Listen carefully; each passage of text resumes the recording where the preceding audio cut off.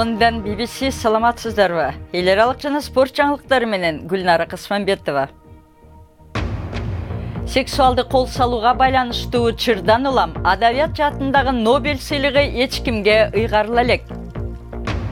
Ийегине сакал чаптап алып, футбол матчын көргөнү барган ирандык кыздар. Үйдө карасаң жалаң дрондор. Кытайдагы рекорд койгон көргөзмө апталык клик баяндамабызда. Швед Академиясы сексуалдык чырга чулганып калганына байланыштуу бул жылы адабият жаатындагы Нобель сыйлыгы эч кимге ыйгарылбайт. Академия бир комиссия мүчөсүнүн күйөөсү сексуалдык кол салганы тууралуу 18 аялдын арызын караганы боюнча чыр чыккан. Черчилль, Стейнбек, Дилан. Бир кылымдан бери дүйнө жүзү боюнча жазуучулар үчүн Нобель сыйлыгы эң абройлуу сыйлыктардын бири болуп келген. Бул сыйлыктын тарыхы швед химик Альфред Нобельден башталат. Ал илим, адабият жана тынчтыкты көздөгөн мыкты жетишкендиктер үчүн ыйгарылсын деп байлыгын мурастайт. Бирок аталган адабият сыйлыгын ыйгарган Швед Академиясында бир нече айдан бери ызы-чуу жүрүүдө. Бардыгы француз фотограф Жан-Клод Арнольдтун маданий долбоору Швед Академиясынан каржылык алганы үчүн башталды. Ал кеминде 18 аялга сексуалдык ыдык көрсөткөн жана сыйлык тууралуу жашыруун маалыматты ачыкка чыгарып салган деп айыпталууда. Ал бул айыптоолорду четке кагууда. Чуулгандуу окуя башталганда ал Академиянын мүчөсү Катарина Фрастензонго үйлөнгөн эле. Швед Академиясынын бир нече кызматкери Арнольдтун жубайы Катарина баш болуп, катуу сынга туш болуп кызматтан кетти. Швед Академиясынын бул чатакты жөнгө сала албаганы чоң маселеге айланды. Алар ошондой эле соңку бир нече аптада өздөрүнүн жүрүм-туруму үчүн коомчулук алдында өкүнгөнүн көргөзүшкөн жок. Швецияда бул чуу адабият дүйнөсүнүн чегинен чыгууда. Шведтиктердин көбү Нобель сыйлыгы менен сыймыктанат. Ошол эле маалда Швед эли өлкөсүндө аялдардын укугу жана теңдиги сакталышын каалайт. Айрымдар бул чуулгандуу окуядан кийин Швед Академиясы эми ишин башка нукка салуусу керек деген пикирде. Бул абройлуу жана олуттуу мекеме болуп келген эле. Бирок сынчылардын айтымында, мүчө катары таржымалуу түрдүү окумуштууларды кабыл алып, жана ишин ачык алып барса, келечекте элдин ишемине кайрадан кириши мүмкүн. Иранда эркекче кийинип, сакал тагынып, футбол көрүп жаткан 5 айым тартылган видео интернетте топ жарды. Алар Ирандын Чемпиондор лигасын жеңген Персеполис командасын көргөнү барган. Аялдар футболго баруусуна Иранда тыюу салынган эмес, бирок иш жүзүндө 1979 жылкы ислам революциясынан кийин коомчулук консервативдүү маанайга өтүп, аялдар футбол матчтарына барбай калган. Ирандагы футбол матчын көрүү үчүн бул аялдар эркекче кийинип, сакал мурут тагынып, жашырынып киришкен. Стадиондогу жасалма мурутчан жана парикчен аялдардын видеосу заматта тарап кеткен. Дагы бир жолу жашырынып киргенге жетиштик. Силер да бул жакка келип, оюнду көрүүңөрдү кааламакмын. Ушунчалык жакшы атмосфера дейт бул айымдар. Алар 27 апрелде Ирандын жогорку лигасындагы Персеполис жана Перс Гольф Про командаларынын беттешин көргөнү келишкен. 1979 жылкы Иран инкылабынан бери аялдарга футбол оюндарына келүүгө тыюу салынган. Буга аялдар эркектердин сөгүнгөн чөйрөсүндө жүрбөөсү керек деген жүйө себеп болгон. Активисттер бул аялдардын эрежеге баш ийбей стадионго кайтып келүүсүн эр жүрөк кадам катары сыпатташууда. Буга чейин 35 айым футбол матчына кирүүгө аракеттенип жаткан жеринен камакка алынган. Ал матчты көрүү үчүн ФИФАнын президенти Джиани Инфантино да келген.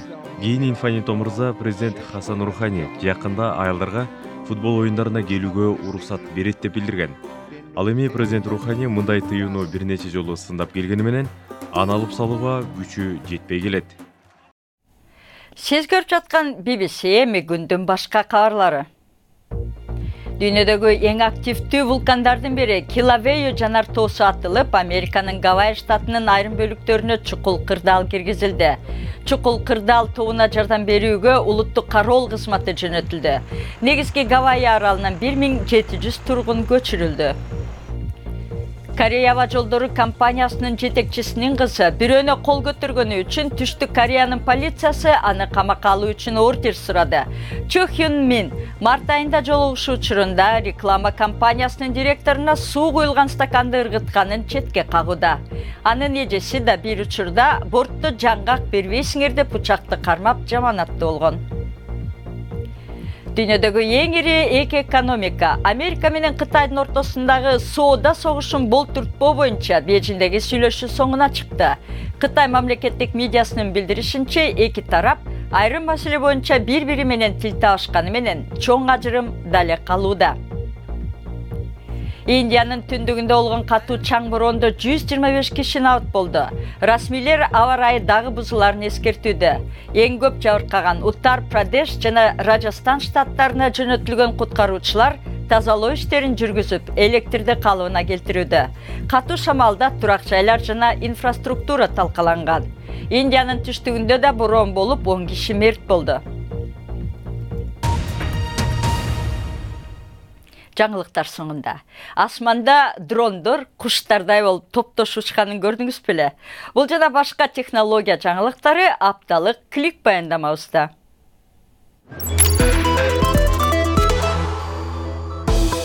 Кайда караба бардык жерде дрондор. Кытайлык компания Цзян шаарында бир убакта көп дрон учуруп, дүйнөлүк рекорд койду. Тилекке каршы айрым дрондордун жарыгы күйбөй калды. 1300дөн ашуун дрон оймо чийме келтирип, учууга программаланып, бирок күндүн датасы жана жаздырчу аспап иштебей калды. Ага карабай бул таң каларлык көргөзмө болду. Бул абдан кызыктуу робот. Балдардын телешоусу жана блокбастер киносуна шыктанып жасалган кадимки трансформатор. Бою 4 метрге жакын. Гуманоид робот 1 мүнөттүн ичинде айдоочу жана жүргүнчүнүн орундугу бар электр унаасына айланат. Бир гана жери ал унаага айланып жатканда алсыраак туруңуз. Эми индиялыктарга өз айылдарына суу жеткирүүгө жардам берген робот менен таанышыңыз. Глазгоу жана Амрит университети сыноодон өткөрүп жаткан бул роботтун аты Хаски. Аны алыстан башкарып, жергиликтүү тилде сүйлө деген инструкция берсе болот. Азамат Хаски.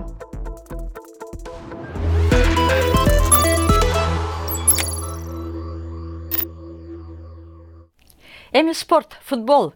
Бүгүн Англис премьер лигасында Манчестер Юнайтед Брайтон менен беттешет. Манчестер Юнайтед 77 упай менен таблицанын экинчи сабында. Брайтон болсо 37 упай менен 14-чү орунда. Юнайтеддин чабуулчусу Ромелу Лукаку Арсенал утулган өткөн демалыштагы оюнда травма алгандыктан бүгүн ойнобойт. Европа лигасынын кечээки жарым финалында жалпы эсепте алганда Арсенал 2-1 менен Атлетико Мадридтен утулуп калды. Арсеналды көптөн берки менеджери Арсен Венгер акыркы трофейди резюмесине кошо албай калды. Экинчи оюндагы Арсеналдын жалгыз голун Диего Коста киргизди.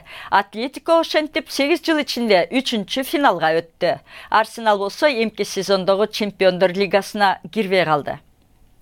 Рейнджерстин жаңы менеджери болуп, Ливерпуль менен Англиянын мурунку коргоочусу Стивен Джерард дайындалды. Ал Шотландиянын премьер лигасындагы клуб менен 4 жылдык келишимге кол койду. 37 жаштагы футболчу 710 оюнга катышып, 19 жылда Ливерпульга 9 трофей жеңип берген. Принц Гарри менен жөнөкөй кыз Мегандын үйлөнүү тою 19 майда болот. Бирок ага чейин эле 2 жаштын махабаты жөнүндө тасма чыкты. Welcome to the family, my dear. Америкалык тасмада Гарри жана Меган кантип таанышып, бири-бирин сүйүп калганы баяндалат. Бул тек гана көркөм чыгарма. Каармандардын катарында коржи күчүгү жана жираф да бар. Тасма принц менен жөнөкөй кыздын үйлөнүү үлпөтүнө 6 күн калганда 13 майда экранга чыгат. Азыркы күндө дагы принцке турмушка чыккан кыздар бар экен. Сиздер менен Гүлнара Касманбетова болду. Саламатта калыңыздар.